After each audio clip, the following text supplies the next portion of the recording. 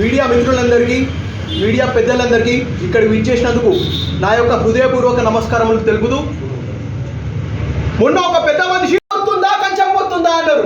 ఇవాళ ఈ జనరేషనే అన్నా, నేను ఒకటే చెప్తున్నాననే మల్లన్న, ఈ జనరేషన్ పిల్లలకి ఏదో చిన్న నార్మల్ వర్డ్ మాట్లాడితేనే, ఒక అబ్రివేషన్ మాట్లాడితేనే నెగిటివ్ విధంగా ఆలోచిస్తున్న ఈ జెన్జీ జనరేషన్ అనేది, ఈ జనరేషన్లో మంచం పోతుందా కంచెం పోతుందా అంటే ఏ విధంగా అర్థం చేసుకోవాలి? మాకు అసలు తెలుగునే సక్కగా ఏం తెలుగు అర్థాలే అర్థమైతే లేవు అంటే మీరు అసలు మాటలు మాట్లాడితే దాడులు జరగకపోతే ఇంకేం జరుగుతాయని కూడా ఈ యొక్క మీడియా సమీక్షలో నేను తెలియజేస్తా ఉన్నా. బీసీల గురించి ప్రత్యేకంగా ఒక యాదవ బిడ్డగా నేను మాట్లాడుతూ ఉన్నా. ఇవాళ భారతీయ రాష్ట్ర సమితిలో తలసాని శ్రీనివాస్ యాదవ్ గారికి ఒక మినిస్ట్రీ ఇచ్చారు. కానీ ఇవాళ ఇదే కాంగ్రెస్ హయాంలో ఏ ఒక్క యాదవ మినిస్టర్ కానీ ఎమ్మెల్యే కానీ అట్లీస్ట్ ఒక వార్డు మెంబర్ అన్న ఉండడా అని కూడా ఇవాళ ఈ యొక్క మీడియా సమీక్షంగా నేను ఈ మీడియా సమీక్షంగా సూటిగా స్పష్టంగా ముక్కు సూటిగా అడుగుతా ఉన్నా. ఒక్క యాదవ్ మినిస్టర్ కాదు కదా, ఒక్క యాదవ్ వార్డు మెంబర్ కూడా ఇలా ఈ యొక్క కాంగ్రెస్ హయాంలో, ఈ యొక్క తెలంగాణ రాష్ట్రంలో కాంగ్రెస్ హయాంలో ఒక్క యాదవ్ వార్డు మెంబర్ కూడా రాలేదు. మేము ఇది తీవ్రంగా ఖండిస్తున్నామని కూడా ఈ యొక్క మీడియా సమీక్షలో నేను తెలియజేస్తా ఉన్నా. మరి అంతేకాదు, ఇవాళ రాజీవ్ గాంధీ యువ వికాసం అంట. రాజీవ్ గాంధీ యువ వికాసం వీడు డెడ్ లైన్ పెట్టింది, ఇక్కడ వీళ్ళు డెడ్ లైన్ పెట్టింది జూన్ 2, 2025. మరి అలా డేట్ చూసుకుంటే ఆగస్టు 1, 2025 ఒక్క నెల దాటిపోయింది. 2 లక్షలు కాదు, 50,000 రూపాయల నుంచి 5 లక్షల రూపాయలు మేము ఇస్తామన్నారు. 5 లక్షలు కాదు కదా బిడ్డ, 5 పైసలు కూడా ఎవరి అకౌంట్లో పడలేదు. ఒక్క స్టార్టప్ కి కూడా ఎవరు సపోర్ట్ చేయలేదు.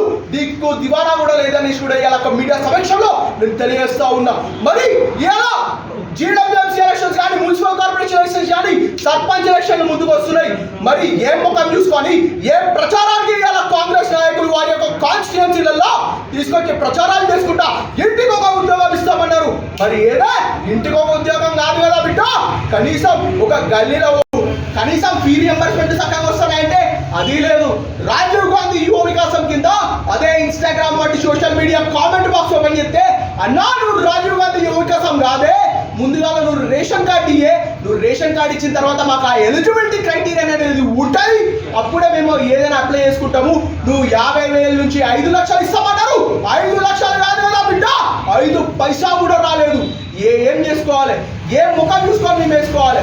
ఇలా ఉస్మానియా లాంటి పెద్ద పెద్ద విశ్వవిద్యాలయాల్లో కూడా ఇలా లెక్క తీసి మనం చూసుకుంటే అక్కడ ఎంతో మంది గొంతులు చించుకొని గట్టిగా మాట్లాడితే వాళ్ళని గొంతులు బాగుతున్నారు. హెచ్యూ ముచ్చట ఇస్తే గవాలి ఎవరే వాళ్ళు ఎక్కడెక్కడో నార్త్ నుంచో సౌత్ నుంచో ఈ యొక్క రాష్ట్రం కూడా కాదు వాళ్ళని చెట్లు కొట్టే కంటే మా యొక్క క్యాంపస్ ని మీరు కాపాడండి అంటే మీరు చేసింది ఏంటో నాకు అర్థం కావట్లేదు. మీరు వాళ్ళెవరో పిల్లగాళ్ళని తీసుకొచ్చి అదే పోలీసు వాళ్ళని పెట్టి లాఠీ చార్జీ వేయించి గొంతమని వాడితే రక్తం చిందించి ఒక్కొక్కడు ఆగమైపోతే ఎవరైతే దాన్ని ఆదుకునేది? ఏకైక ప్రభుత్వం బీఆర్ఎస్ ప్రభుత్వం కేటీఆర్ గారు అండగా నిలబడి సోషల్ మీడియాలలో వైరల్ చేయబట్టికే అది బయటకు వచ్చి ఇవాళ వైరల్ చేయబట్టికే ఇవాళ ఆ హెచ్యూ అనేది ఆ దరిద్రం ఆగిపోయింది తప్పితే ఈ పార్టీకి ఏమయ్యేది ఒక్కసారి ఆలోచించండి. మరి ఈ యొక్క కాంగ్రెస్ ప్రభుత్వంలో ఈ విధంగా ఉన్నది. మరి ఇవాళ 2025 సంవత్సరం అనంతరం ఇదే కార్పొరేషన్ ఎలక్షన్లలో భాగంగా, సర్పంచ్ ఎలక్షన్లలో భాగంగా ఏ ముఖం పెట్టుకొని మీరు ఓట్లు అడగడానికి వస్తారో ఈ యొక్క కాంగ్రెస్ ప్రభుత్వానికి ఈ యొక్క యువత ఏం చేసిందని కూడా నేను అడుగుతా ఉన్నా. ఈ యువత కోసం ఏం చేసిండు, ఈ యువత కోసం ఏం న్యాయం జరిగిందని కూడా నేను అడుగుతా ఉన్నా. మాకు దయచేసి కార్పొరేటర్ ఎలక్షన్స్ రాబోయే ముందు కన్నా కనీసం ఈ యొక్క రాజీవ్ గాంధీ యువ వికాసాన్ని ఎంకరేజ్ చేసి ఈ యొక్క ప్రతి ఒక్క విశ్వవిద్యాలయాలు చదువుకునే కానీ, కొన్ని వివిధ సంస్థలలో చదువుకునే విద్యార్థులు కానీ ఒక వేదిక మీదగా ఒక పెద్ద మనిషి వారి యొక్క ప్రసంగంలో భాగంగా ఆడబట్టే మరి ఇవాళ డిసెంబర్ 2023 నుంచి మొదలు పెడితే ఈ కాంగ్రెస్ ప్రభుత్వంలో ఇవాళ ఇక్కడ ఉన్న విద్యార్థులందరూ Kakatiya institute of technology and sciences Warangal లాంటి కాలేజ్లో పెద్ద పెద్ద సంస్థలలో చదువుకుంటున్నారు. వీరికి మరి కాంగ్రెస్ హయాంలో ఫీ రియంబర్స్మెంట్ బేసిస్ పైన ₹1 వచ్చిందా అంటే ఇవాళ ఈ యొక్క కాంగ్రెస్ ప్రభుత్వం ఒక్కడికి కూడా ₹1 ఫీ రియంబర్స్మెంట్ అనేది కూడా పెండింగ్ లోనే ఉన్నదని కూడా నేను ఈ యొక్క సమావేశంలో చెప్పదలుచుకుంటున్నాను.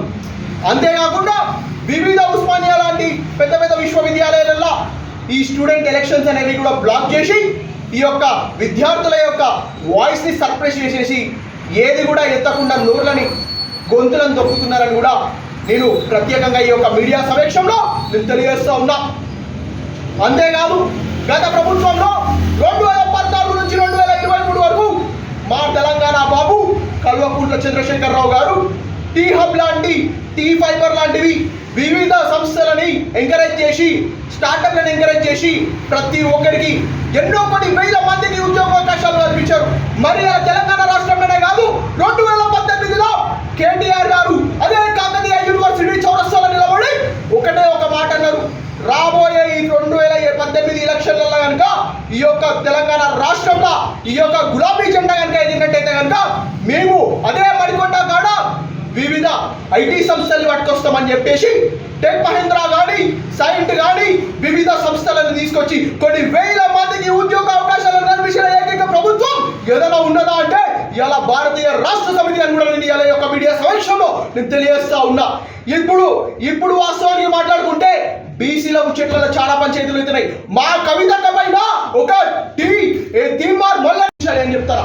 మరి నిన్ననే ఆ కాకతీయ యూనివర్సిటీ కాడ ఒక స్టూడెంట్ వింగ్ వాళ్ళు, ఒక యూనియన్ వాళ్ళు ఫీ రియంబర్స్మెంట్ పైన ఏదో వాళ్ళు ఈ యొక్క పెద్ద మనిషి దిష్టి బొమ్మను కాలబెట్టినందుకు లాఠీ చార్జీ చేసి గొంతులు బాధినట్టు బాధి వాళ్ళని కింద తొక్కితే ఎవరా బాధ్యుల్లో గర్వం ఇలా చాలా అన్యాయం జరుగుతున్నది. దయచేసి ఇప్పటికన్నా ఈ యువతకి ప్రతి ఒక్కరికి న్యాయం చేయాలి అని కూడా నేను ఈ యొక్క మీడియా సమక్షంలో నేను కోరుకుంటా ఉన్నా. ఇంతటితోటి సమిప్తం. నా పేరు ఆదిత్య యాదవ్, మదరమయ్య.